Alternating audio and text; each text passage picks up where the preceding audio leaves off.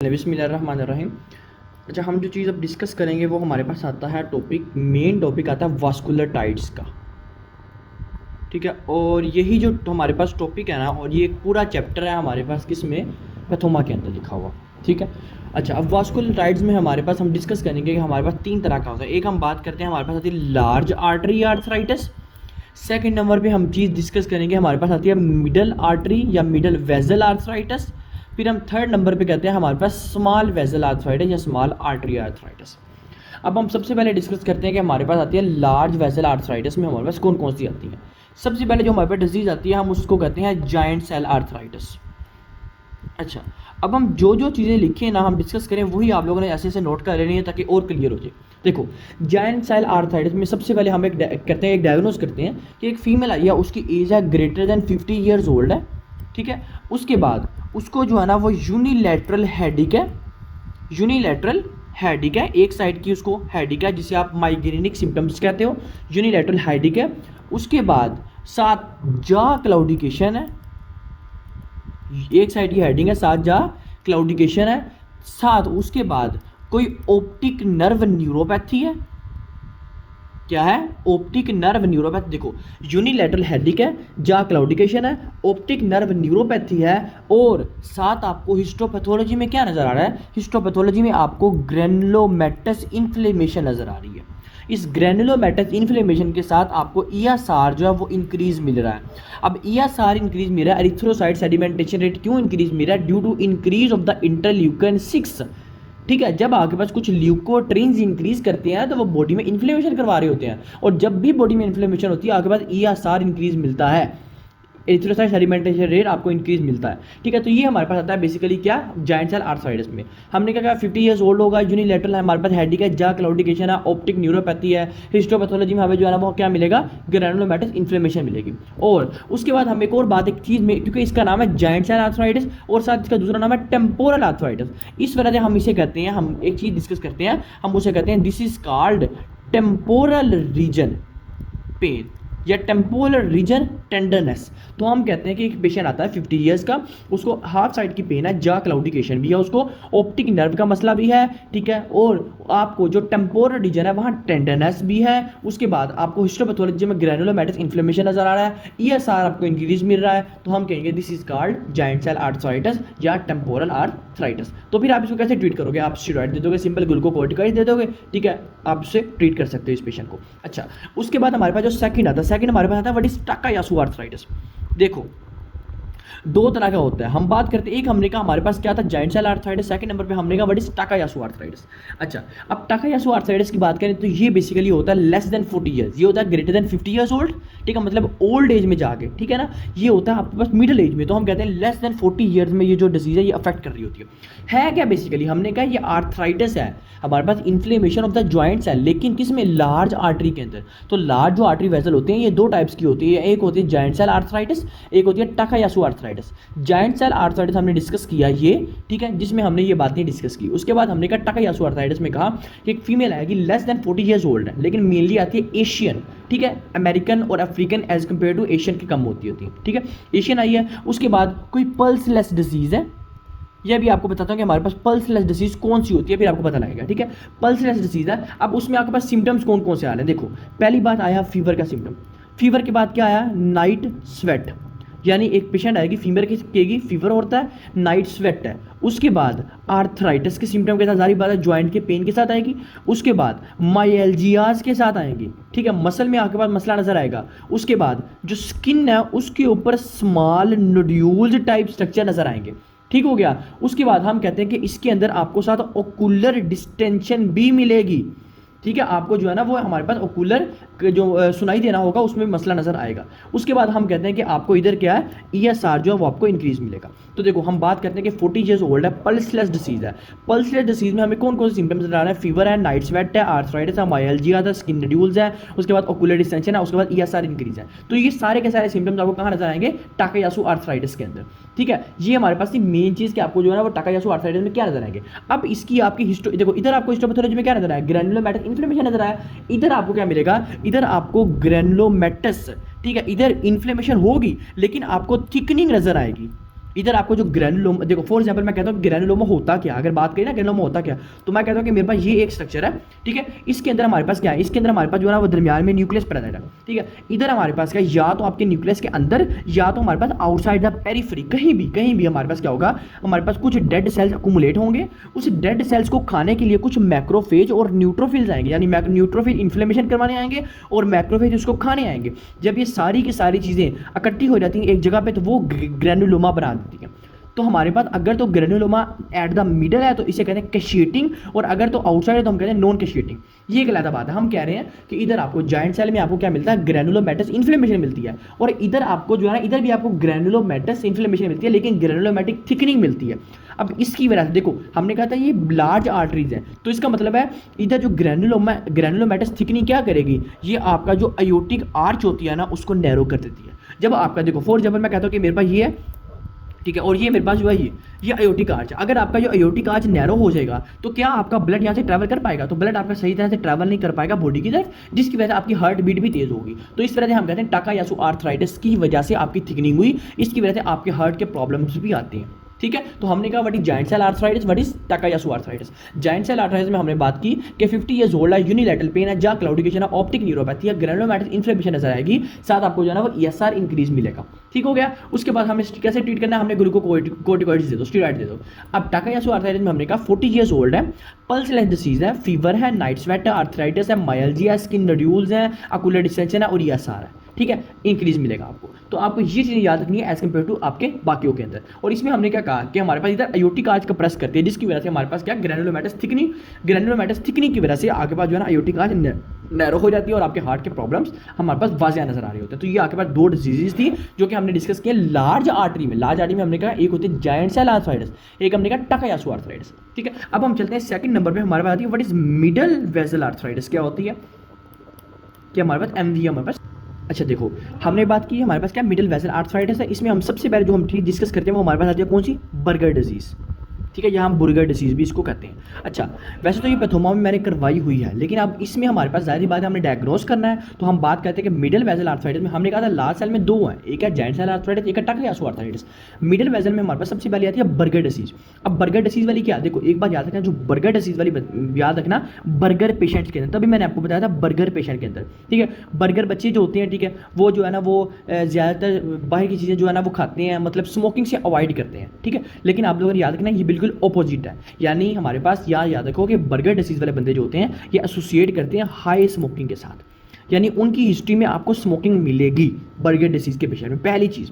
Second number पे आपको intermittent क्लाउडिकेशन मिलेगी, वही बात सिंपल बात कि आपको जो है ना वो क्लाउडिकेशन मिलेगी, कैल्सिफिकेशन वगैरह मिल रही है इसके अंदर, ठीक है, इंटरमिटेंट क्लाउडिकेशन मिलेगी आपकी आइज़ के अंदर।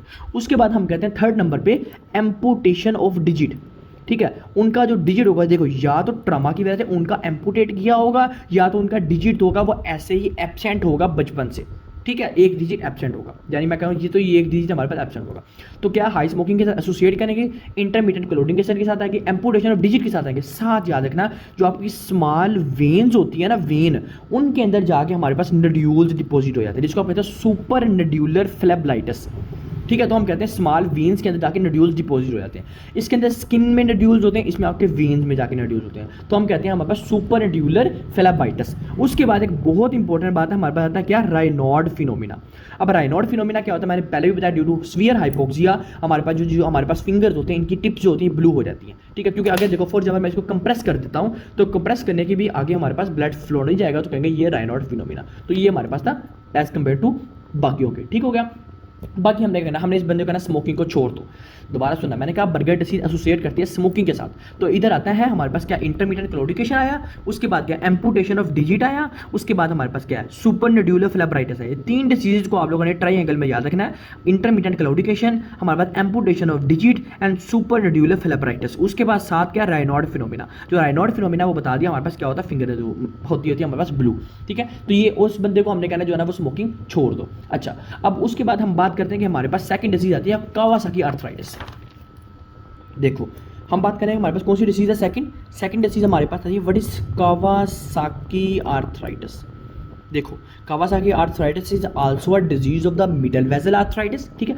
अब हम बात करते हैं, देखो कावासाकी से याद रखो, कावासाकी भी हमारे पास होती है मेनली अफेक्ट कर रही होती है बच्चों के अंदर, तो हम कहते हैं लेस देन 4 years ओल्ड ये अफेक्ट करती है, ठीक हो गया। वैसे तो 4 to 5 years भी किसी बुक में लिखा हुआ है, तो 4 to 5 years ओल्ड जो है ना ये कावासाकी आर्थराइटिस हमारे पास इन्वॉल्व होती है, ठीक है। लेकिन अब इसमें बात याद रखना, इसमें बहुत इंपॉर्टेंट है, क्या आप लोगों ने क्रैश से याद रखो, सिम्टम याद रखो इसके क्रैश से, ठीक है। अब देखो क्रैश से हमारे पास सी से क्या आता है, सी से हमारे पास आता है बेसिकली क्या, कंजक्टिवाइटिस, कंजक्टिवाइटिस, ठीक है। आर से याद रखो हमारे पास क्या, रैश, ठीक है। हमारे पास जैसे हम कहते हैं पोलीमोर्फस रैश, हमारी बॉडी में जो है ना वो स्किन रैश। अच्छा एक और बात बता दो, देखो जो रैश होती है ना, जब इस रैश को आप खारिश करते हो ना, जब इस रैश को आप स्क्रैच करते हो, उसकी वजह से जो स्किन है ना वो पील ऑफ हो जाती है, तो ये आप लोगों ने याद रखना है इसके अंदर, ठीक है। हमारे पास आया रैश, ठीक है। उसके नाम ए एंड बी, ए से हमारे पास आता है क्या, एडिनोपैथी, ए से क्या आता है हमारे पास क्या, एडिनोपैथी। कौन सा, बेसिकली सर्वाइकल एडिनोपैथी, ठीक है। जो हमारे पास सर्वाइकल वर्टिब्रा होते हैं उनके एडिनोपैथी, जो हमारे पास नेक रीजन होता है उनके एडिनोपैथी, हमारे पास क्या उसकी पैथोलॉजिकल फीचर्स आ जाती है, यानी हमारे पास कंजक्टिवाइटिस आ गया,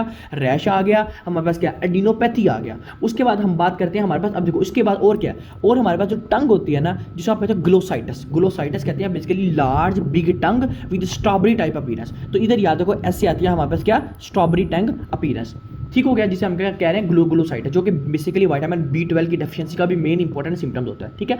उसके बाद जो एच होता है, एच से याद रखो आपके जो हैंड होते हैं या फिर फीट होते हैं उनमें चेंजेस आती है, कौन सी, देखो बेसिकली हम वो कह सकते हैं एडिमा हो सकता है, ठीक है।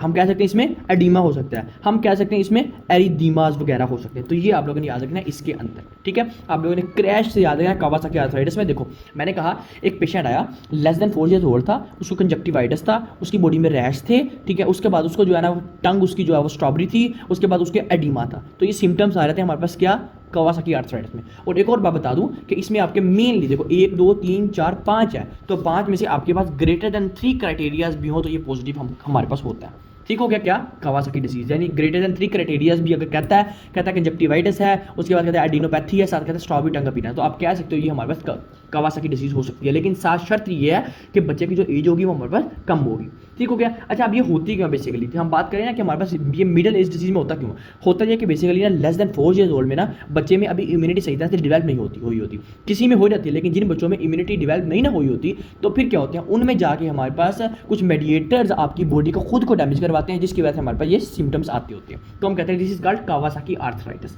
ठीक है। फिर हम क्या कहते हैं, फिर हम इस बंदे को जो है ना वो इम्यूनोग्लोबिन्स बाहर से देते हैं ताकि बॉडी में जो इम्यूनिटी है वो बढ़े, ठीक है, और बॉडी जो है वो दोबारा से अपने चीज़ में आए, ठीक हो गया। अच्छा अब थर्ड नंबर पे कावासाकी आर्थराइटिस हो गया, उसके बाद थर्ड नंबर पे हमारे पास आती है what is poly arthritis nodosa. अच्छा मैं ना आप लोगों को इसके सारे के सारे जो क्वेश्चन है ना साथ साथ यूवर्ल्ड के वो ज़रूर मैं इसके साथ शेयर करूंगा जो इसके साथ आते हैं, ताकि आपको जो ना वो डायग्नोस करना और आसान हो जाए। वैसे तो मैं आपको एज इट इज़ बता रहा हूँ, मैं आपको कोई डिटेल नहीं बता रहा, मैं आपको सिर्फ जो है ना वो डायग्नोस बता रहा हूँ कि आपने कैसे क्या सिम्टम्स आते हैं तो आपने कैसे डायग्नोस करना, सिंपल। अब देखो बात करते हैं पॉली आर्थराइटिस नोडोजा। देखो अभी जो पॉली आर्थराइटिस नोडोजा होता है ये बेसिकली आपका अफेक्ट कर रहा होता है किसमें, मिडल एज्ड मेल्स या फीमेल्स के अंदर, मोस्ट कॉमनली मेल्स के अंदर, ठीक है। अच्छा आप देखो जो पॉली आर्थराइटिस नोडोजा है इसमें हम कहते हैं कि बेसिकली हमारे पास होता क्या, ठीक है, हमारे पास इन्फ्लेमेशन तो हुई है, लेकिन आप इसको पॉली आर्थराइटिस नोडोजा क्यों कह रहे हो, क्योंकि इसके अंदर हमारे पास देखो इसके अंदर आपके पास जो रिएक्शंस हो रहे होते हैं ना वो ट्रांसम्यूरल है। देखो एक होता है हमारे पास सब, एक होता है हमारे पास ट्रांसम्यूरल। ट्रांसम्यूरल हम कहते हैं, देखो एक मैं कहता हूँ कि मेरे पास ये एक ब्लड वेसल है, इस ब्लड वेसल की लेयर है इंटीमा, फिर आती है हमारे पास मीडिया, फिर आती है एडवेंटिशिया। तो अगर तो आपकी तीनों की तीनों लेयर्स आपके पास इन्वॉल्व हो जाए तो हम कहते हैं this involve is called transmural.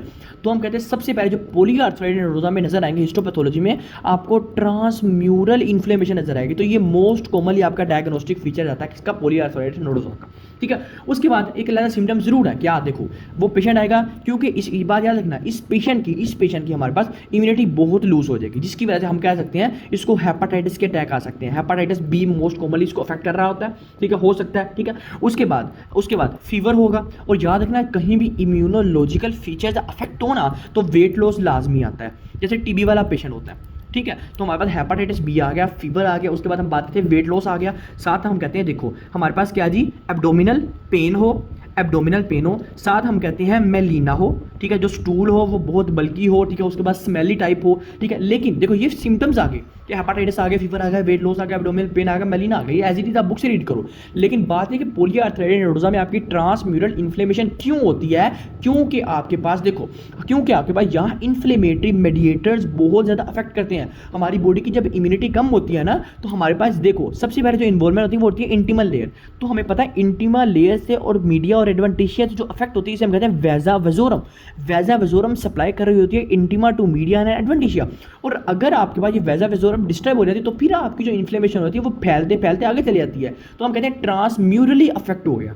तो ये वर्ड हम काफ़ी कम दफ़ा यूज़ करते हैं। हम कभी क्या कहते हैं कि ट्रांसम्यूरल इन्फ्लेमेशन है, कहीं भी हमने जब इन्फ्लेमेशन को वर्ड यूज़ किया होगा ना, हम कभी भी तीनों लेयर्स को इन्वॉल्व नहीं करते। लेकिन इधर हम कहते हैं यहाँ ट्रांसम्यूरल इन्फ्लेमेशन है।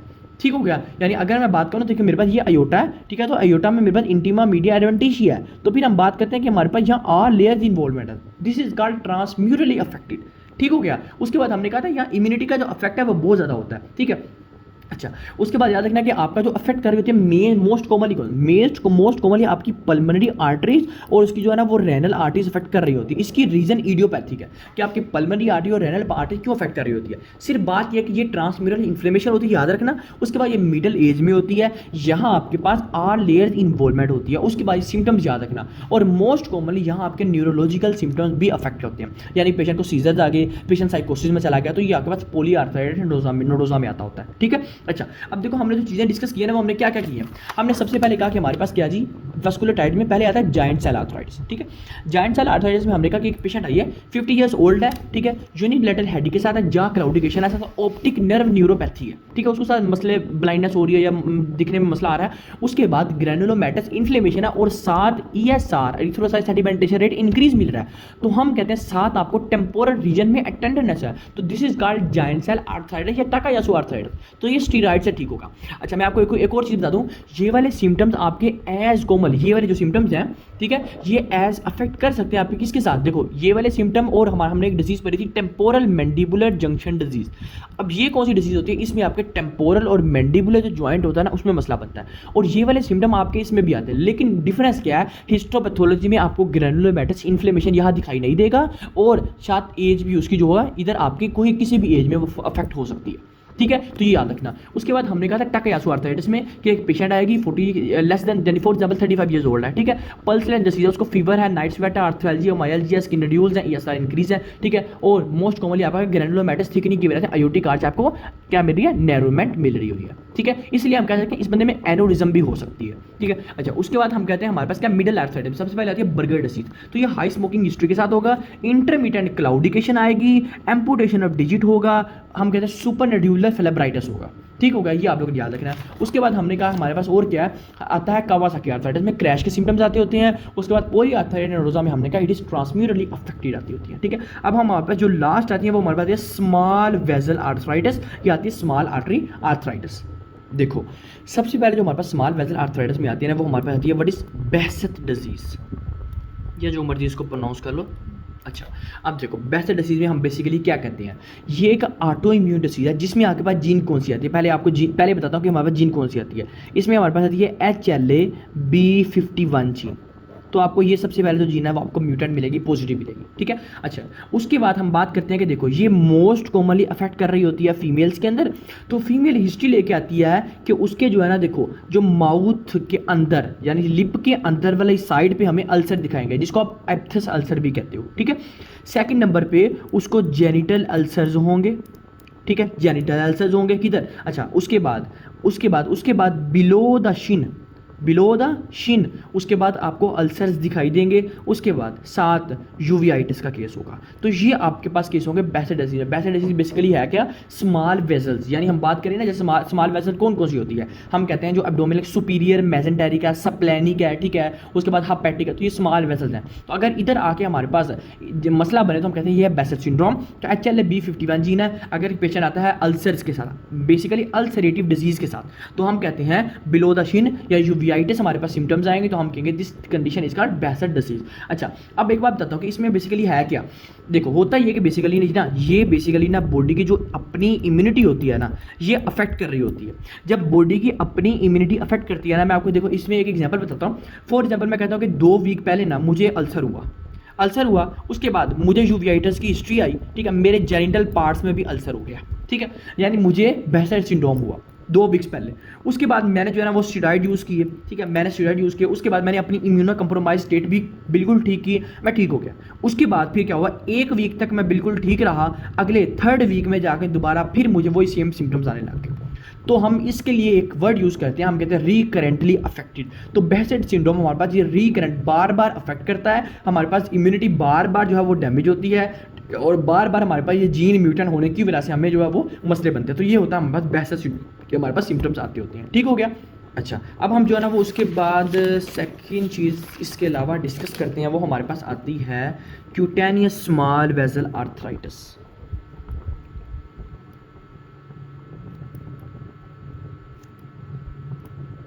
देखो, जो मैं इसमें आपको चीज़ें बता रहा हूँ ना, आपके एग्ज़ाम के पॉइंट ऑफ व्यू के लिहाज से ये बहुत इंपॉर्टेंट चीज़ें हैं। वो आपको ऐसे ही स्टेटमेंट बताएगा, आपने एज इट इज़ ऐसी डायग्नोज करनी। फॉर एग्जांपल देखो, वो कहता है कि एक पेशेंट आया, मिडिल एज थी, ट्रांसम्यूरली अफेक्टेड थी, हेपेटाइटिस बी था उसको, फीवर है, वेट लॉस है, एब्डोमिनल पेन है, मेलिन है। तो आप डायग्नोज करेंगे this is called polyarthritis nodosa. ठीक है, तो आप इस तरह जो है ना वो डायग्नोज कर सकते हो। अब देखो, क्यूटेनियस स्मॉल वेसल आर्थराइटिस की बात करते हैं। देखो, होता ये कि बेसिकली हम बात कर, देखो हम कहते हैं कि हमारे पास देखो एक पेशेंट आया, ठीक है, कहता है डॉक्टर साहब बात यह कि मुझे ना को 2 हफ्ते पहले मुझे इन्फेक्शन हुई, ठीक है, या मुझे हेपेटाइटिस सी इन्फेक्शन हुई, HCV हुआ, या HIV हुआ। ठीक है, तो आप कहते हो ठीक है ये है, तो वो कहता है मैंने इसकी वजह से मुझे डॉक्टर ने ड्रग्स दी। कौन कौन सी हो सकता है, पेनिसिलिन दी, सिफेलोस्पोरिन दी, फेनोटॉइन वगैरह दी, यानी मुझे ड्रग्स दी। इस ड्रग देने के बाद मैंने जब से मेडिसिन यूज़ कर रहा हूँ ना, मेरी बॉडी में परपूरास बनने लग गए हैं, मेरी बॉडी में इस तरह से परपूरास बनने लगे हैं। जब मैं उसको पाल्पेबल करता हूँ ना, तो वो पाल भी होते हैं। ठीक है, वो हम कहते हैं पाल्पेबल परपूरास। तो वो कहता है कि बॉडी में ना पाल्पेबल परपूरास बनने लगे हैं आफ्टर दिस। तो हम कहेंगे ड्यू टू ड्रग्स। अगर तो ड्रग्स की वजह से बॉडी में पाल्पेबल परपूरास बनने लग जाए और ये स्मॉल वेजल्स के अंदर है, इस वजह से हम कहते हैं क्यूटेनियस स्मॉल वेसल आर्थराइटिस। ठीक है, आपके पास इधर कुछ इन्वॉल्वमेंट नहीं है। मैं नहीं कहता हमारे पास फिंगर इन्वॉल्वमेंट आई है, हमारे पास इधर क्रैश के सिम्टम्स आएंगे या कुछ और आएगा। सिर्फ बात है कि आफ्टर ड्रग यूज आपके पास हिस्ट्री आएगी। ठीक है, अच्छा, अब इधर आपको मिलेगा क्या, इधर आपको हिस्टोपैथोलॉजी में हम कहते हैं इम्यून कम्प्लेक्स डिपॉजिट मिलेगा। क्या मिलेगा, इम्यून कम्प्लेक्स डिपॉजिट मिलेगा किधर, आपको हिस्टोपैथोलॉजी के अंदर। ये आप लोगों ने याद रखना है इसके अंदर। ठीक हो गया। अब देखो, हो सकता है कि देखो एक मैं कहता हूँ कि एक पेशेंट आया, वो ड्रग्स की वजह से उसको पाल्पेबल परपूरास हुए। ठीक है, अब उसके बाद इस परपूरास की वजह से उसने जो है ना वो अब इसको ठीक नहीं किया, इसको ठीक नहीं हुआ, यानी ये बंदे को ठीक नहीं किया गया, इसको स्टेरॉइड देके ठीक नहीं किया या इसकी इम्यूनिटी बढ़ा के ठीक नहीं किया। अब क्या होगा, अब इसकी वजह से सिस्टेमिक इन्वॉल्वमेंट हो जाएगी, और अगर अब सिस्टेमिक इन्वॉल्वमेंट होगी तो रेनल आर्टरी का मसला बनेगा, हेपेटोसाइट का मसला बनेगा। ठीक है, तो फिर आपको बॉडी में डिफरेंट लैब वैल्यूज अफेक्ट मिलेगी इसकी वजह से, क्यूटेनियस स्मॉल वेसल आर्थराइटिस की वजह से। और मैंने आपको कहा हिस्टोपैथोलॉजी में यहाँ आपको इम्यून कम्प्लेक्स डिपॉजिट मिलेगा, और ये ड्यू टू ड्रग्स अफेक्टेड है। बस सिंपल सी चीज़ थी ये। अच्छा, मैं आपको ना इधर एक चीज़ बता दूं। देखो, हमारे पास बेसिकली जो परपूरा होते हैं ना, हमें एक चीज़ का तो पता है कि हमारे पास पटाखिया होता है, परपूना होता है, एक्रीमोसिस होता है। ये क्या होते हैं, ये बेसिकली जब प्लेटलेट की डेफिशिएंसी हो जाती है तो हमें तब ये मिलते हैं। देखो, एक बात याद रखना कि अगर तो आपको परपूरा होते हैं 2 टाइप्स के, एक होते हैं पाल्पेबल परपूरा, एक होते हैं नॉन पाल्पेबल परपूरा। अगर तो पाल्पेबल परपूरा मिल रहे हैं बॉडी में, तो इसका मतलब ये है कि हमारी बॉडी में कोई डिफरेंट इन्फेक्शन है। ठीक है, हमारी बॉडी में परपूरास मिल रहे हैं, हमारी बॉडी में कोई डिफरेंट इन्फेक्शन है, हमारी बॉडी में कोई ड्रग की टॉक्सिसिटी है, जिसकी वजह से आपकी बॉडी की इम्यूनिटी अफेक्ट कर रही है और आपके प्लेटलेट्स अफेक्ट कर रहे हैं। लेकिन अगर नॉन पाल्पेबल परपूरा मिलते हैं तो इसका मतलब है बॉडी में प्रॉपर थ्रोम्बोसाइटोपेनिया। तो ये आप लोग ने याद रखना, थ्रोम्बोसाइटोपेनिया में आपको बेसिकली नॉन पाल्पेबल परपूरा मिलते हैं। हम जब परपूरा देखते हैं उसकी शेप, तो वो पाल्पेबल नहीं होते। ठीक है, और अगर पाल्पेबल हो तो फिर वो थ्रोम्बोसाइटोपेनिया नहीं है, वो बॉडी में डिफरेंट रिएक्शन, जैसे मैंने कहा ड्रग की टॉक्सिसिटी की वजह से आपको पाल्पेबल परपूरा मिलेंगे। ठीक है, लेकिन आपको यहाँ थ्रोम्बोसाइटोपेनिया में आपको नॉन पाल्पेबल परपूरा मिलेंगे। अब उसके बाद जो थर्ड डिसीज आती है वो आती है इजिनोफिलिक ग्रैनुलोमैटस विद पोलियंजाइटिस। अब ये बेसिकली जो डिजीज है ना, ये हम रेनल में बड़ी अच्छे से पढ़े हुए हैं। ठीक है, क्योंकि ये हमारे पास ना जो होते हैं हमारे पास सिंड्रोम आते हैं ना, उसमें आती है कि हमारे पास कहीं पोडोसाइट अफेक्ट कर रहे हैं, कहीं आपके जो है ना बेसमेंट मेम्ब्रेन अफेक्ट कर रही होती है। अच्छा, अब आप बताते हैं कि हमारे पास इजिनोफिलिक ग्रैनुलोमैटस पोलियंजाइटिस में होता क्या। इस डिसीज का दूसरा नाम होता है हमारे पास चर्ग स्ट्रास सिंड्रोम। अच्छा, अब जरा बताता हूँ आपको चर्ग स्ट्रास सिंड्रोम होता क्या।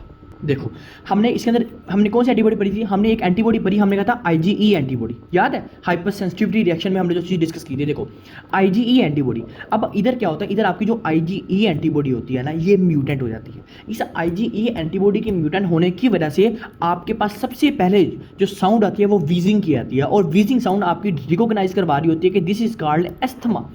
ठीक है, या आप क्रोनिक ब्रोंकाइटिस भी कहते हो, लेकिन बेसिकली जो वीजिंग साइन है ये बेसिकली आपकी आ रही होती है मेनली एस्थमा के अंदर। ठीक है, तो हमने कहा कि चर्क-स्ट्रॉस सिंड्रोम में आपकी IgE म्यूटेंट होती है, जिसकी वजह से एस्थमेटिक सिम्टम्स आती हैं। उसके बाद देखो ये, क्योंकि ये एलर्जिक है, हमने कहा था ये हाइपर सेंसिटिविटी टाइप 1 रिएक्शन में हमने ये बात पढ़ी थी कि IgE रिएक्शन की वजह से आपको एनाफाइलैक्टिक रिएक्शंस होते हैं और साथ एलर्जिक रिएक्शंस होते हैं। तो देखो एक पेशेंट आता है एस्थमा के साथ आया क्या, साइनोसाइटिस के साथ। तो साइनोसाइटिस भी एलर्जिक की वजह से होती है, साइनस की जो इन्फ्लेमेशन है वो भी एलर्जिक की वजह से होती है। उसके बाद हम कहते हैं कि आपको यहाँ आपको नॉन पाल्पेबल परपूरास मिलेंगे, पाल्पेबल नहीं, यहाँ नॉन पाल्पेबल परपूरास मिलेंगे। ये आपको 3 सिम्टम्स याद रखना। मैं अगर इधर आपको चर्क-स्ट्रॉस सिंड्रोम का ट्रायंगल बना के दिखाऊँ ना, तो आप लोग क्या first one is asthma, second one is sinusitis, third one is non palpable purpura. तो ये 3 सिम्टम्स आगे बाद चर्क-स्ट्रॉस सिंड्रोम को लाएंगे और इसमें IgE इफेक्ट करेगी और इसको हम कहते हैं बेसिकली इज़िनोफिलिक ग्रैनुलोमेटस विद पॉलीएंजाइटिस। ठीक है, अब देखो इसके अंदर बेसिकली होता क्या है, इसके अंदर बेसिकली हमारे पास आती है, हमारे पास MPO जीन आती है, हमारे पास C अंका जीन होती है, हमारे पास उसके बाद क्या होती है P अंका जीन होती है। ये आपके पास बेसिकली अफेक्ट की होती है, ये जीन्स होती है ना, ये अफेक्ट कर रही होती है इसके अंदर। ठीक है, और हमारे पास इस जीन के अफेक्टेशन की वजह से आपके पास बॉडी में IgE लेवल इंक्रीज मिलता है। और अगर बॉडी में IgE लेवल इंक्रीज मिलेगा तो मैंने आपको क्या किया, या तो एनाफाइलैक्टिक रिएक्शन होगी या एलर्जिक रिएक्शन होंगे। कौन कौन से, आपको एस्थमाटिक सिम्टम्स आएंगे, आपको साइनोसाइटिस होगा। ठीक है, और बॉडी में जब भी एस्थमा होगा या साइनोसाइटिस होगा, जब भी बॉडी में इन्फ्लेमेशन होगी तो क्या होगा, हमारे पास बॉडी में डिफरेंट रिएक्शंस होंगे और बॉडी में प्लेटलेट्स की क्वांटिटी कम होगी, WBC की क्वांटिटी ज़्यादा मिलेगी। तो जब आपको प्लेटलेट्स की क्वांटिटी कम मिलेगी तो हम कहेंगे नॉन पाल्पेबल परपूरा। ठीक है, आपको परपूरा मिलेंगे लेकिन वो नॉन पाल्पेबल होंगे। तो ये आप लोगों को याद रखना है इसके अंदर। ठीक हो गया। अच्छा, अब बेसिकली ना हम जो बात कर रहे हैं ना इज़िनोफिलिक ग्रैनुलोमेटस विद पॉलीएंजाइटिस के अंदर, ये एक इम्यून डिपॉजिट है। तो हम बात करते हैं इसके अंदर आपका रेनल इफेक्ट होता है, आपके पास GI ट्रैक इफेक्ट होता है। लेकिन मैंने आपको इस बार आसान तरीके से क्या बताया, देखो मैंने कहा इज़िनोफिलिक ग्रैनुलोमेटस में क्या हुआ, हमें 3 का ट्रायड है। एक हमने कहा आया है एस्थमा के साथ, एक हमने कहा साइनोसाइटिस के साथ विद नॉन पाल्पेबल परपूरा, और हमने साथ बात की जो IgE एंटीबॉडी है उसका आपको ज़्यादा मिला। क्यों मिला है, due to P ANCA gene, C ANCA gene and MPO gene हमारे पास म्यूटेंट होने की वजह से। तो ये हमने ये चीज़ डिस्कस की इसमें, और इसका दूसरा नाम क्या है हमारे पास, चर्क-स्ट्रॉस सिंड्रोम। तो ये हमने जो है ना वो इधर चीज़ डिस्कस किया। उसके बाद आपको क्या मिलेगा, आपको वही चीज़ ग्रैनुलोमेटस इन्फ्लेमेशन मिलेगी इसके अंदर। आपको मैं एक चीज़ बहुत इंपॉर्टेंट बता दूं कि जहाँ भी बॉडी में आपके पास इन्फ्लेमेशन हो रही हो ना, वहाँ आपके पास ग्रैनुलोमा बन जाता है। अगर आप उस इन्फ्लेमेशन को ठीक नहीं ना करें तो आपको ग्रैनुलोमा बन जाता है। एक डिसीज हमारे पास आती है, देखो एक तो हमने कहा इज़िनोफिलिक ग्रैनुलोमेटस विद पॉलीएंजाइटिस है। सेकंड नंबर पे जो डिसीज आती है हमारे पास वो आती है ग्रैनुलोमेटस विद पॉलीएंजाइटिस। इसमें आपका इज़िनोफिल्स इन्वॉल्वमेंट नहीं, इसका मतलब इधर आपका IgE इन्फेक्शन इन्वॉल्वमेंट नहीं है, IgE का मसला नहीं है। तो इसमें क्या है, इसमें आपका बेसिकली जो अपर रिस्पिरेटरी ट्रैक इन्फेक्शन है इसका मसला बनेगा। अब ये भी जो डिजीज है ना, ये भी हमारे पास जो है ना वो हमने रेनल में डिस्कस की है कि देखो अपर रिस्पिरेटरी ट्रैक का इन्फेक्शन बनेगा। उसके बाद क्या आएगा, पेशेंट आएगा हीमोप्टेसिस के साथ।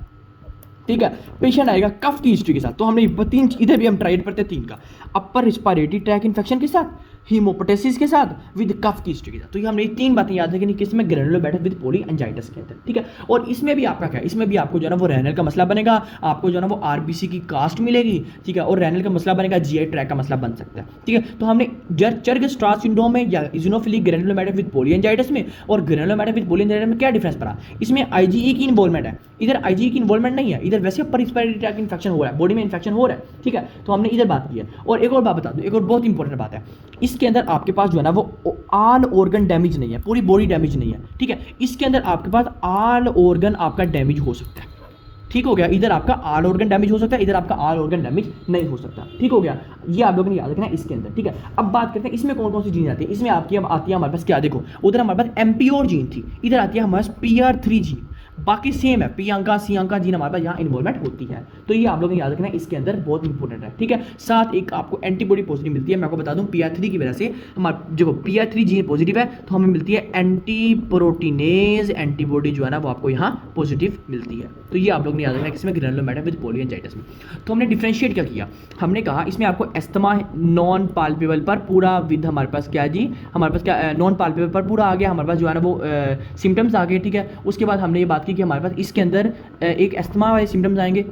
ठीक है, उस एक एस्थमा वाले सिम्टम्स आएंगे, एक नॉन पाल्पेबल पूरा आएगा, एक हमारे पास स्किन रिड्यूस आएंगे। उसके बाद हमें क्या IgE एंटीबॉडी जो है ना वो पॉजिटिव मिलेगी। ठीक है, और उसके बाद हमने बात की हमारे पास ग्रैनुलोमेटस विद पॉलीएंजाइटिस में आपका ऑल ऑर्गन डैमेज हो सकते हैं, लेकिन अपर रिस्पिरेटरी ट्रैक इन्फेक्शन के साथ आएगा, हीमोप्टेसिस के साथ आएगा, विद कफ की हिस्ट्री के साथ आएगा। साइनोसाइटिस एलर्जिक रिएक्शंस नहीं होंगे, ना तो यहाँ कोई हाइपर सेंसिटिविटी रिएक्शन हो रहा है। ठीक हो गया, इसके लिए हम इसको कहते हैं ग्रैनुलोमेटस डिसीज या ग्रैनुलोमेटस विद पॉली। अच्छा, अब इसके बाद हमारे पास एक डिजीज आती है, हम कहते हैं इम्यूनोग्लोबिन इम्यूनोग्लोबिन ए डिपोजिशन वास्कुलाइटाइट्स या वास्कुलाइटिस। अब इम्यूनोग्लोबिन ए का मतलब है यहाँ IgA इफेक्ट है, यहाँ आपकी IgE इफेक्ट, यहाँ आपकी IgA इफेक्ट है।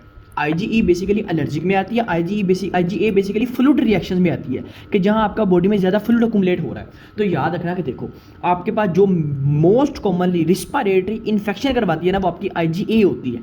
IgE आपकी एलर्जिक रिएक्शन करवाती है, उसके बाद जो रिस्पायरेटरी इन्फेक्शन करवाती है वो आपकी बेसिकली IgE होती है, क्योंकि आपका यहाँ फ्लूइड अकुमुलेट हो जाता है बहुत ज़्यादा। ठीक हो गया। अच्छा अब देखो मैं कहता हूँ कि हमारे पास क्या बॉडी में जो था ना वो इन्फेक्शन हुआ, उस इन्फेक्शन की वजह से हमारी बॉडी में IgE की एंटीबॉडी इंक्रीज करके, अब IgE की वजह से हमारी बॉडी में मैंने क्या कहा ये फ्लूइड काम करवाया तो फ्लूइड इंक्रीज किया। अब ये फ्लूइड क्या करेगा, फ्लूइड जाके आपके डिफरेंट ऑर्गन्स में जाके डिपॉजिट होगा और डिफरेंट ऑर्गन में जाके एडिमा करवाएगा। सबसे पहले तो हम बात करते हैं कि आपके इम्यूनोग्लोबिन के अंदर आपको एडिमा मिलेगा। ठीक है। सेकंड नंबर पे आपके पास जो IgE होगा ये जाके अगर आपके ज्वाइंट्स में जाके हमारे पास डिपॉजिट हो जाएंगे तो ज्वाइंट्स में जाके ये क्या करवाएंगे, ये आर्थरेल्जियाज करवा सकते हैं, ज्वाइंट में जाके आर्थरेल्जियाज करवा सकते हैं। उसके बाद हमारे पास क्या होगा, IgE डिपॉजिट होगा, फ्लूइड अकुमुलेट होगा आपके हमारे पास स्टमक में, तो हमारे पास क्या करवाएगा, स्टमक पेन करवा सकता है। तो आपके पास सेम बात याद रखना IgA की वजह से है, क्योंकि जब IgA डिपॉजिट होता है ना तो ये आपका फ्लूइड के अकुमुलेशन करवा के एडिमा करवाता है, आर्थरेल्जियाज करवाता है, स्टमक की पेन करवा रहा था, मोस्ट कॉमनली एब्डोमिनल पेन की जो हम बात करते हैं वो करवा रहा था। ठीक है। अब उसके बाद यहाँ भी इन्फेक्शन हो रही है तो हम बात करते हैं इसके अंदर क्या है, इसके अंदर आपके पास जो है ना वो पाल्पेबल पर पूरा नजर आएंगे। ये आप लोगों ने लाजमी याद रखना कहाँ नॉन पाल्पेबल और कहां पाल्पेबल पर पूरा नजर आते हैं। ठीक हो गया। ये आप लोगों ने याद रखना इसके अंदर। ठीक है। हम बात करते हैं इम्यूनोग्लोबिन ए डिपॉजिट। बेसिकली ना ये एक इंटरसेप्शन के साथ भी एसोसिएट करवाते हैं, वो हम GIT में हमने अच्छे से पढ़ा कि इंटरसेप्शन क्या होता है, तो मैं अभी डिटेल में उसके नहीं जा रहा कि हमारे पास उसकी कंप्लिकेशन क्या होती है और उसमें क्या क्या सिम्टम्स आते हैं। तो हमने कहा इम्यूनोग्लोबिन ए डिपॉजिट में IgA की वजह से मसला बन रहा होता है। ठीक हो गया। देखो इसके बाद इम्यूनोग्लोबिन ए हमने पढ़ लिया, उसके बाद हमारे पास आती है डिजीज माइक्रोस्कोपिक पॉलीएंजाइटिस। अच्छा हमने एक डिसीज़ पढ़ी थी जिसे हमने कहा था वेजिनार डिसीज़। अच्छा वेजिनार डिसीज़ क्या थी पहला, वेजिनार डिसीज़ को या आप ग्रैनुलोमैटस, इसको आप वेजिनार डिसीज़ भी कहते हो, ग्रैनुलोमैटस विद पॉलीएंजाइटिस को आप वेजिनार डिसीज़ भी कहते हो। तो हम इसके लिए एक ही बात करते हैं आसान तरीके से, हम कहते हैं सारे के सारे सिम्टम्स वेजिनार डिसीज़ के साथ आएंगे, लेकिन विदाउट क्या, आपकी जो नेज़ोफेरेंक्स होगा वो आपका इन्वॉल्व नहीं होगा, आपको कोई भी इन्फेक्शन नहीं होगी। हाँ आपको क्या होगा, आपकी लंग की इन्वॉल्वमेंट हो सकती है, आपके स्किन की इन्वॉल्वमेंट हो सकती है, आपको परपूराज मिलेंगे, पाल्पेबल मिलेंगे, आपके जो है ना वो किडनी का मसला बन सकता है, लेकिन नेज़ोफेरेंक्स का मसला नहीं बनेगा। तो मोस्ट कॉमनली प्रेजेंटेशन यही थी माइक्रोस्कोपिक पॉलीएंजाइटिस। मैं आपको ना ये सारे के सारे जो हमने पढ़ी है डिजीज, इसके मैं आपको क्वेश्चन जरूर शेयर करूँगा। ये क्वेश्चन लाजमी सोल्व करना, क्योंकि ये क्वेश्चन से आपको डायग्नोस करना आ जाएगा। इस तरह जो है ना वो आप लोग देखोगे किसमें हमारे पास क्या आ रहा है, किसमें क्या आ रहा है। ठीक है। लेकिन मैंने ऐसे भी काफ़ी कोशिश किया कि आपको जो है वो आसान हो डायग्नोस करने में, लेकिन फिर भी आपको जो है ना वो क्वेश्चन आपके साथ लाजमी शेयर करूँगा यूवर्ल्ड के। बाकी एसडीडीज जो है ना वो बुक से रीड करना। ठीक है। बुक में अगर कोई ऐसी चीज़ लिखी हो तो वो मेरे से पूछ लेना, कोई मसला नहीं है, वो कर लेंगे, रीडिंग करने की वो रीडिंग भी कर लेंगे। ठीक है। बाकी ये चीज़ें थी जो हमने जो है ना वो डिस्कस की हैं। अच्छा इसमें ना मैं आपको अब एक डिसीज़ हम डिस्कस करेंगे, न्यूरोमस्कुलर जंक्शन डिसऑर्डर। मैं आपको यहाँ करूँगा डिफ्रेंशिएशन। क्या सबसे पहले हमारे पास आती है व्हाट इज़ मायास्थीनिया ग्रेविस, और हमारे पास होती है व्हाट इज़ लैम्बार्ड ईटन सिंड्रोम। मैंने ना स्टार्टिंग में भी शायद इन डिसीज़ का थोड़ा बहुत सिर्फ नाम लिया हो। ठीक है कि हमारे पास होती क्या। अच्छा मैं आपको इधर थोड़ा सा ओवरव्यू देता हूँ कि डिटेल्स भी पढ़ते हैं, लेकिन पहले ओवरव्यू देता हूँ कि मायस्थीनिया ग्रेविस आपके एसोसिएट करवाती है ओस्टियोआर्थराइटिस के साथ, जो लंबार्ड ईटन सिंड्रोम है ये करवाती है रेमाटाइड आर्थराइटिस के साथ। अब ये क्यों, क्योंकि ओस्टियोआर्थराइटिस में जो पेशेंट के जॉइंट्स होते हैं उनको पेन होती है जब वो वर्क करता है, लंबार्ड ईटन में या रेमाटाइड आर्थराइटिस में इंप्रूव हो जाती है जब वो वर्क करता है। इसीलिए मैंने इनको आगे वर्ड्स को ऊपर लिख दिया। ठीक है। अच्छा अब बात करते हैं कि होता क्या है बेसिकली। मैं ज़रा थोड़ा सा बताता हूँ। मेरे पास ये देखो, ये मेरे पास है प्री साइनेप्स। ठीक है। उसके बाद मेरे पास ये है पोस्ट साइनेप्स। होता ये कि बेसिकली यहाँ से हमारे पास कुछ कैल्शियम चैनल्स रिसेप्टर्स होते हैं, एल टाइप के कैल्शियम चैनल्स रिसेप्टर्स होते हैं। यहाँ से हमारे पास कैल्शियम इनपुट करता है और कैल्शियम हमारे पास जाके हमारे पास चेंज हो जाता है किसमें, एसिटाइल कोलिन के अंदर, और वो वाले रिसेप्टर्स आगे लगे होते हैं हमारे पास पोस्ट साइनेप्ट के ऊपर। कैल्शियम चैनल रिसेप्टर्स भी लगे होते हैं और एसिटाइल कोलिन के रिसेप्टर्स भी लगे होते हैं। अच्छा अब होता ये है कि आपके पास अगर तो ये प्री साइनेप्टिक टर्मिनल का मसला हो, अगर तो यानी फॉर एग्जाम्पल मैं कहता हूँ कि आपका यहाँ से जो कैल्शियम है वो अंदर ही नहीं जा रहा, कैल्शियम यहाँ से अंदर ही नहीं जा रहा या कैल्शियम आपका कोई आउटपुट प्रोड्यूस ही नहीं कर रहा, तो यानी इसका मतलब है प्री साइनैप का मसला है। और अगर मैं कहता हूँ आपका कैल्शियम यहाँ से निकल के आपका कैल्शियम यहाँ से बाहर निकल आया, लेकिन इस रिसेप्टर्स के काम ना करने की वजह से, इस रिसेप्टर के खराब होने की वजह से आपका पोस्ट साइनैप्स काम नहीं कर रहा, इसका मतलब है ये प्री साइनैप्स है, ये पोस्ट साइनैप्स है। और अगर मैं कहता हूँ प्री साइनैप्टिक टर्मिनल का मसला है, तो हम कहते हैं this is called Lambert Eaton syndrome. यानी लंबार्ड ईटन सिंड्रोम में आपके पास प्री साइनैप्टिक टर्मिनल का मसला बनता है। इस वजह से ये जो बंदे होते हैं ये शुरू में जब काम करना स्टार्ट करते हैं तो वो थक जाते हैं, इस वजह से हमारे पास इंप्रूव करते हैं। अगर देखो स्टार्टिंग में थकते हैं, लेकिन जैसे ही वो काम करते हैं तो वो ठीक हो जाते हैं, ठीक है। लेकिन मायस्थीनिया ग्रेविस के अंदर आपके पास ये हम बात करते हैं, इधर आपको पोस्ट साइनैप्टिक का मसला बनता है। इसका मतलब है लंबार्ड ईटन सिंड्रोम में आपके पास जो ऑटो एंटीबॉडीज बनती है ना, वो प्री साइनैप्टिक के खिलाफ बनती है, लेकिन जो मायस्थीनिया ग्रेविस में बनती है वो पोस्ट साइनैप्टिक के खिलाफ बनती है। हमने दो चीजें डिस्कस की है, एक हमने कहा ओस्टियोआर्थराइटिस के साथ ये एसोसिएट करवाता है और पोस्ट साइनैप्टिक के साथ ये करवाता है। इसमें आता है प्री साइनैप्स और साथ आता है रेमाटॉइड आर्थराइटिस। अब बात करते हैं हमारे पास सिम्टम्स क्या आते हैं। देखो याद रखना कि आपका जो मायस्थीनिया ग्रेविस होता है ना, इसमें आपके पास 3 बातें याद रखना। वैसे ही मैं ट्राइड जो करवाता हूँ, देखो हमारे पास इसमें आता है पटोसिस, क्योंकि इसमें ना हमारे पास जो मसल्स आते हैं ना, वो आते हैं हमारे पास फ्राइएबल मसल वीकनेस, प्रोक्सिमल नहीं आते, यानी प्रोक्सिमल नहीं आते, प्रोक्सिमल पार्ट का इन्वॉल्वमेंट नहीं होता इसमें, क्योंकि यहाँ पोस्ट साइनैप्ट है, ठीक है। तो हमारे पास होता है क्या, पेशेंट सिम्टम लेके आता है पटोसिस के साथ, पेशेंट लेके आता है क्या, डिप्लोपिया के साथ, ठीक हो गया। उसके बाद हमारे पास आता है क्या, रिस्पायरेटरी मसल के साथ, यानी आपके पास प्रोक्सिमल जो मसल की वीकनेस है ना, वो आपके पास आती जरूर है, लेकिन मैंने आपको कहा प्रोक्सिमल मसल इन्वॉल्वमेंट यहाँ होता नहीं है, लेकिन हाँ प्रोक्सिमल मसल वीकनेस हो जाती होती है। प्रोक्सिमल मसल मतलब अगर मैं बात करूँ ना कि मेरे पास मसल की मूवमेंट एब्डक्शन करवानी है, तो वो आपके एब्डक्शन करवाना आपके पास इनका काम होता है। प्री साइनैप्स आपके पास मैसेज भेजता है, पोस्ट साइनैप्स को तो मसला बनता है। तो सबसे पहले मैंने कहा पटोसिस होता है, विद डिप्लोपिया होता है, विद रिस्पायरेटरी हमारे पास मसला बन रहा होता है, रिस्पायरेटरी मसल वीकनेस होती है, ठीक है। तो आपके पास ये हमारे पास होता है रिस्पायरेटरी मसल वीकनेस होती है, ठीक है। तो आप रिस्पायरेटरी को बेसिकली प्रोक्सिमल मसल भी कहते हैं, तो हम इसलिए कह सकते हैं प्रोक्सिमल मसल का इन्वॉल्वमेंट है, लेकिन आप कभी भी हाथ के मसल्स को इसके साथ इन्वॉल्वमेंट नहीं कह सकते। इस वजह से प्रोक्सिमल मसल यहीं आते हैं। तो कहीं भी आपने बात करी, आपने कहना ptosis with diplopia with respiratory muscle involvement, ठीक हो गया। ये आप लोगों ने याद रखना है इसके अंदर, ठीक है। अच्छा आप देखो हमारे पास जो प्रोक्सिमल मसल आते हैं ना, वो मैं बात करता हूँ। देखो हमारे पास उसमें आते हैं बेसिकली कौन से, बेसिकली बल्बर मसल्स, ठीक है। अब जो बल्बर मसल, अगर तो देखो बल्बर मसल का इन्वॉल्वमेंट का मसला बनता है, तो फिर क्या होगा, फिर हमारे पास जो खाना है ना वो सही तरह से स्वेल नहीं होगा, हमारे पास डिस्फेगिया के सिम्टम्स आएंगे, तो हम इसलिए हमें च्यूइंग नहीं हो पाएगा, ठीक है। तो हम कहते हैं कि इधर आपके पास जो रिफ्लेक्सिस है ना, इधर आपके पास जो रिफ्लेक्सिस है वो स्पेयर्ड है, रिफ्लेक्सिस ठीक है, लेकिन मसला क्या है, इधर आपके पास बल्बर मसल का मसला है। अगर आपके पास बल्बर मसल का मसला बनेगा तो क्या होगा, स्वेलिंग में मसला आएगा, जिसे हम कहते हैं डिस्फेजिया होगा। उसके बाद च्यूइंग का मसला होगा। तो हम कहते हैं आपके पास अगर एक पेशेंट आता है पटोसिस के साथ, रिस्पायरेटरी इन्फेक्शन के साथ, विद डिप्लोपिया के साथ, विद हमारे पास डिस्फेजिया के साथ, विद च्यूइंग मसल वीकनेस के साथ, तो हमारे पास ये आते हैं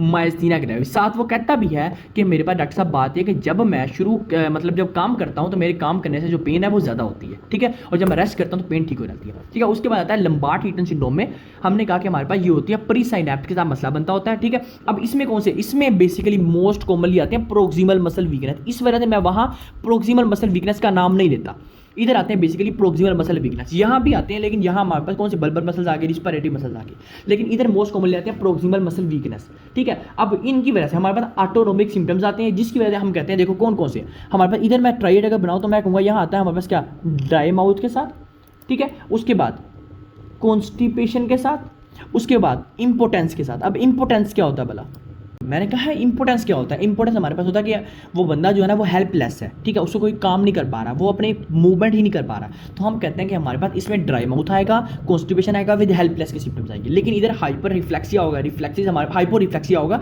जो रिफ्लेक्सिस है वो एब्सेंट होंगे। इधर आपके रिफ्लेक्सिस स्पेयर्ड है, इधर आपके रिफ्लेक्सिस एब्सेंट होंगे। अच्छा अब एक और बात बता दूं कि ये आपका किस कैंसर के साथ, ये आपका वो क्वेश्चन पूछता है, ये आपका किस कैंसर के साथ एसोसिएट करवाता है। ये आपका जो होता है ना वो थाइमिक कैंसर, जिसको आप कहते हो थाइमोमा, तो ये थाइमोमा के साथ करवाता है। और ये आपका किसके साथ करवाता है, ये कहता है हमारे पास स्मॉल लंग कार्सिनोमा के साथ एसोसिएट करवाता है। स्मॉल से लंग कार्सिनोमा जो होता है ना उसके साथ ये अफेक्ट कर रहा होता है, ठीक है।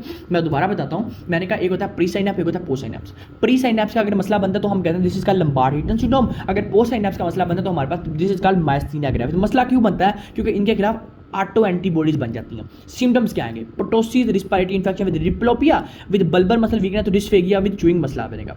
उसके बाद अगर लंबार्ड हिंडन सिंड्रोम है तो प्रोक्सिमल मसल वीकनेस है, ड्राई माउथ के साथ आएगा, कॉन्स्टिपेशन के साथ आएगा, साथ इंपोर्टेंस के साथ आएगा, और साथ एक मोस्ट कॉमनली हाइपर रिफ्लेक्सिया होगा। उसके जो रिफ्लेक्सेस होंगे बॉडी के वो भी एब्सेंट होंगे आप जब देखोगे। ठीक हो गया, चाहे वो बच्चा है चाहे वो जो है वो बड़ा है।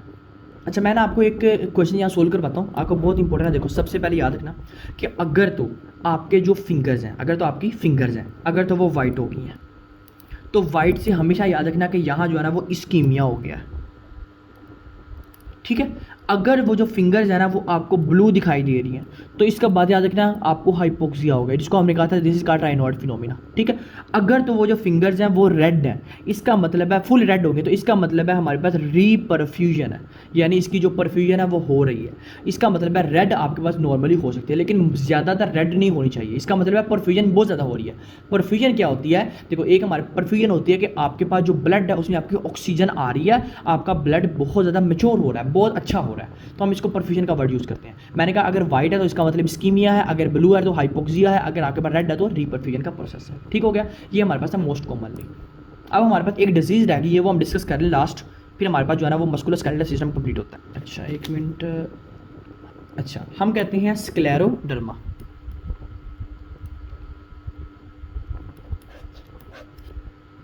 देखो, ये भी एक ऑटो इम्यून डिसीज है। 3 ऑटो इम्यून डिसीज याद रखना लाजमी, एक SLE, एक शुगरान सिंड्रोम जिसको आप SSL कहते हो, एक स्क्लेरोडर्मा।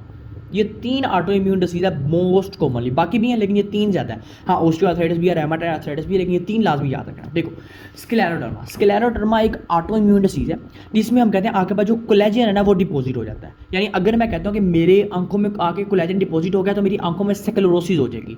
अगर मैं कहता हूँ मेरे पाँव में जाके या टिबिया रीजन में जाके मेरे पास कोलेजन डिपॉजिट हो गया तो मेरे पास टिबियल स्क्लेरोसिस हो जाएगी। तो ये बेसिकली इसका दूसरा नाम है सिस्टेमिक स्क्लेरोसिस। सिस्टेमिक, आपके सिस्टेमिक रीजन में स्क्लेरोसिस हो गया, आपके कोलेजन डिपॉजिट हो गया। ठीक है, अब हम बात करते हैं कि एक ऑटो इम्यून डिसीज की वजह से आपके पास क्या हो रहा है, आपके पास कोलेजन डिपॉजिट हो रहा है, जिसकी वजह से आपके पास जिसको हम कह रहे हैं स्क्लेरोसिस हो गया, आपका फाइब्रस डिपॉजिट हो गया, ये कोलेजन डिपॉजिट हो गया।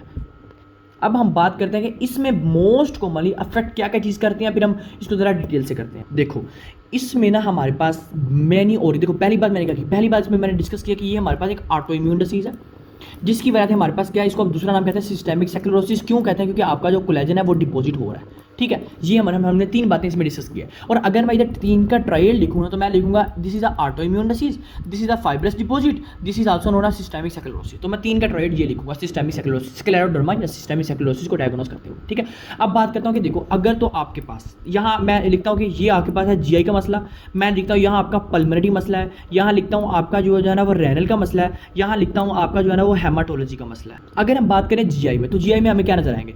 GI में आएगा बंदा डिस्फेजिया के साथ, अगर तो स्क्लेरोडर्मा तो डिस्फेजिया के साथ। सेकंड नंबर पे याद रखना, देखो डिस्फेजिया आ गया, हम कहेंगे लोअर इसोफेगस। डिस्फेजिया क्यों हुआ है? डिस्फेजिया यहाँ क्यों हुआ है? याद रखना, ये इसोफेगस है, इसोफेगस, और हमारे पास फिर आता है हमारे पास स्टमक। तो ये होता है हमारे पास कार्डियक स्फिंक्टर, इस कार्डियक स्फिंक्टर से ऊपर होता है हमारे पास लोअर इसोफेजियल स्फिंक्टर। जब इस लोअर इसोफेजियल स्फिंक्टर टोन बढ़ जाती है ना तो ये हमारे पास ऐसे कंट्रैक्ट कर जाता है, रिलैक्स नहीं होता, तो हम कहते हैं दिस इज कॉल्ड डिस्फेजिया। ठीक है, उसके बाद अगर आपके पास और हो तो हम कहते हैं पेरिस्टाल्सिस भी हमारे पास यहाँ क्या मिलेगी? कम मिलेगी। तो 2 चीजें याद रखनी है आपने मोस्ट कॉमनली, कम से कम, कि डिस्फेजिया आ गया और लेस देन पेरिस्टाल्सिस आपके पास अफेक्ट करती है। पल्मोनरी में आपने याद रखनी है इंटरस्टिशियल लंग डिसीज आपके पास अफेक्ट करती होती है सबसे। सेकंड नंबर पे जो हमारे पास चीज डिस्कस करती है वो हमारे पास आती है क्या? Pulmonary hypertension. इधर आपने दो लाजमी याद रखो, अगर स्क्लेरोडर्मा होता है तो डिस्फेजिया होता है, पेरिस्टाल्सिस होता है। क्यों हो रहा है? बेसिकली क्योंकि आपके पास कोलेजन डिपॉजिट हो रहा है। इस कोलेजन डिपॉजिट होने की वजह से लोअर इसोफेजियल स्फिंक्टर टोन में अगर मसला बता तो डिस्फेजिया हो गया। अगर कोलेजन जाके आपके इंटेस्टाइन में मसला हो रहा है तो आपके पास पेरिस्टाल्सिस कम हो। अगर लंग्स में जाके हो रहा है तो इंटरस्टिशियल लंग डिसीज हो रहा है। अगर आपके पास लंग में जा रहा है तो साथ पल्मोनरी हाइपरटेंशन भी हो रही है। अगर रेनल में हो रहा है तो सबसे पहले आपके पास रेनल आर्टरी स्टेनोसिस हो रही है। ठीक है, रेनल आर्टरी स्टेनोसिस हो रही है। साथ क्या हो रहा है हमारे पास? क्या नेफ्रेटिक, हमारे पास जो है ना वो नेफ्राइटिक सिंड्रोम या फिर नेफ्रोटिक सिंड्रोम हो रहा है। ठीक है, क्यों हो रहा है? क्योंकि आपके पास यहाँ भी कुछ ग्रैनुलोमा लेकिन एक बात याद रखना, ये एक नॉन इन्फ्लेमेटरी मेडिएटर्स हैं, यहाँ कोई भी इन्फ्लेमेशन नहीं है। यहाँ क्या हो रहा है बेसिकली, एक ऑटो इम्यून डिसीज है जिसमें आपका कोलेजन डिपॉजिट हो रहा है। तो ये हम सारी बातें पढ़ रहे हैं, if collagen deposit in the organs what will be the effect in that organs. तो हमने कहा जीआई में अगर मसला बनेगा तो ये होगा, पल्मरी होगा, रेनल में होगा तो ये होगा। अगर हेमाटोलॉजी में क्या होगा, तो हमारे पास सबसे जो हमारे पास क्या होगा, हमारे पास जो ब्लड लैब रिपोर्ट्स आएंगी, या हम कहते हैं ब्लड लैब केमिस्ट्री, वो हमारे पास क्या होगी, चेंज हो जाएगी। सबसे पहले ये बात, हमें पीटीटी ब्लड टाइम, हमारे पास सारी की सारी लैब रिपोर्ट हमें चेंज मिलेगी। ठीक है, और मोस्ट कॉमनली जो अफेक्ट करेगा वो हम बात करते हैं हमारे पास कार्डियोवैस्कुलर सिस्टम में, ये जाके आपके पास हार्ट अटैक भी करवा सकता है। ठीक हो गया, हार्ट अटैक भी करवा सकता है क्योंकि आपका कोलेजन डिपॉजिट होगा। अगर कोलेजन डिपॉजिट हो जाता है तो हम एथेरोस्क्लेरोसिस भी कहते हैं उसको, और उसकी वजह से हमें एंजाइना हो सकता है, हमारे पास जो है ना एमआई हो सकता है, हार्ट अटैक वगैरह हो सकता है। तो हम कहते हैं कि हमारे पास कोलेजन डिपॉजिट अगर आपके पास इधर ऑर्गन्स में हो तो हमारे पास कौन कौन से इफेक्ट आते हैं। अब आप बात करते हैं कि दो तरह का होता है, एक होता है बेसिकली कौन सा, एक होता है हमारे पास डिफ्यूज स्क्लेरोडर्मा, एक होता है हमारे पास लिमिटेड स्क्लेरोडर्मा। हमने ये बातें डिस्कस की हैं। अब हम बात करें what is diffuse scleroderma and what is limited scleroderma. अब ये जरा डिटेल से करना, यहाँ से वो क्वेश्चन कर, देखो जो डिफ्यूज होता है ना, ये बेसिकली हमारे पास क्या, देखो एक जगह पे हुआ नहीं है। मैं कहता हूं कि देखो पहले हमारे पास क्या हुई, स्किन की इन्वॉल्वमेंट हुई, क्या हुई, स्किन की इन्वॉल्वमेंट हुई। स्किन की इन्वॉल्वमेंट की वजह से ये वाइड स्प्रेड हो गया, कहाँ, डिफरेंट आपके पास ऑर्गन्स में।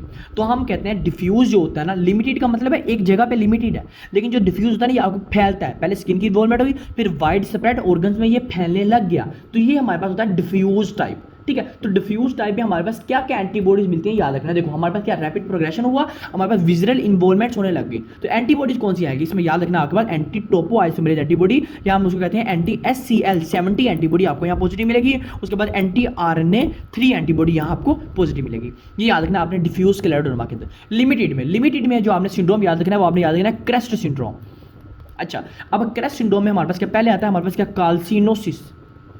आर से आता है हमारे पास रायनॉइड फिनोमिना, ई से आता है इसोफेजियल डिस्मोटिलिटी, एस से आता है स्क्लेरोडक्टिलिटी, टी से आता है टेलेंजेक्टेजिया हमारे पास ये सारे के सारे थे क्रेस्ट सिंड्रोम। ठीक है, हमने बातें पहले भी डिस्कस की हैं। लिमिटेड स्क्लेरोडर्मा में आपके पास क्रेस्ट के सिम्टम्स आते हैं, याद रखना इसके अंदर मोस्ट कॉमनली। ठीक है, और उसके बाद इसमें जो एंटीबॉडी आती है वो आती है एंटी सेंट्रोमेयर एंटीबॉडी, आपको बार यहाँ पॉजिटिव मिलती होती है। ठीक हो गया। अच्छा, मैं आपको दोबारा बता रहा हूँ, मैंने कहा कि हमारे पास स्क्लेरोडर्मा क्या होता है, ऑटो इम्यून डिसीज है जहाँ आपका फाइब्रस डिपॉजिट हुआ और आपका कोलेजन डिपॉजिट हो गया। अगर आपकी जीआई में जाके कोलेजन डिपॉजिट होगा तो लोअर इसोफेजियल स्फिंक्टर टून को वो कम करेगा, जिस लोअर इसोफेजियल स्फिंक्टर को वो कंट्रैक्ट कर दवा देगा, जिसकी वजह से आपके पास लोअर इसोफेजियल स्फिंक्टर टून जो होगी वो भर जाएगी और आपको जो होगा ना वो डिस्फेजिया हो सकता है, अक्लेजिया वाले सिम्टम्स आ सकते हैं, पेरिस्टाल्सिस आपकी कम हो सकती है। अगर वो कोलेजन जाके लंग्स में डिपॉजिट हो तो इंटरस्टिशियल लंग डिसीज हो सकती है, पल्मोनरी हाइपरटेंशन हो सकती है। अगर रेनल में हो तो रेनल आर्टरी स्टेनोसिस हो सकती है। अगर आपके पास हीम में हो तो ब्लड केमिस्ट्री चेंज हो सकती है। अगर सीवीएस में हो तो एमआई या एंजाइना हार्ट अटैक वगैरह हो सकता है। अब हमने बात की कि ये, अब हमने बात की हमारे पास दो तरह का होता है, एक हम बात करते हैं डिफ्यूज, एक होता है लिमिटेड। डिफ्यूज का मतलब है स्किन की इन्वॉल्वमेंट तो हुई है, आपके पास स्किन की इन्वॉल्वमेंट का मतलब क्या है, आपकी बॉडी में जो फेस है ना वो रिंकल्स आ जाएंगे फेस के ऊपर। ठीक है, ये स्किन की इन्वॉल्वमेंट का मतलब है। ठीक है, स्किन की इन्वॉल्वमेंट हुई है, उसके बाद वाइड स्प्रेड आपके पास बॉडी ऑर्गन्स में फैलने लग जाएगा, यानी ये एक जगह पे लिमिट ही नहीं रहेगा, ये फैलेगा। तो हम कहते हैं आपको एंटी टोपो आइसोमेरेज एंटीबॉडी पॉजिटिव मिलेगी, एंटी RNA3 एंटीबॉडी पॉजिटिव मिलेगी। लिमिटेड के अंदर क्रेस्ट सिंड्रोम आएगा, कार्सिनोसिस, उसके बाद हमने कहा राइनॉइड फिनोमिना,